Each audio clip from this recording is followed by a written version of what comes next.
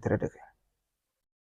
Sai mu koma abubuwa guda 5 da suka fi sa su fushi, abin da idan ka ba Himlu yake sa shi fushi, abin da idan ka yi da shi zai kasance yana fushi, amma gaskiya fushin na ɗan wani lokaci ne ko in ce fushin shi kaɗan ne, saboda Himlu yana da saurin hawa, yana da saurin sauka, yana da saurin fushi, yana da saurin sauka.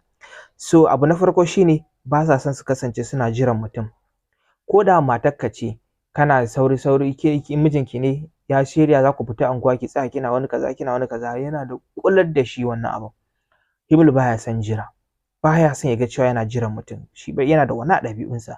Abu na biyu kuma shi ne katse su idan suna magana, kai kaza kai tsaya da Allah kaza kaza, kai ai kaza kaza.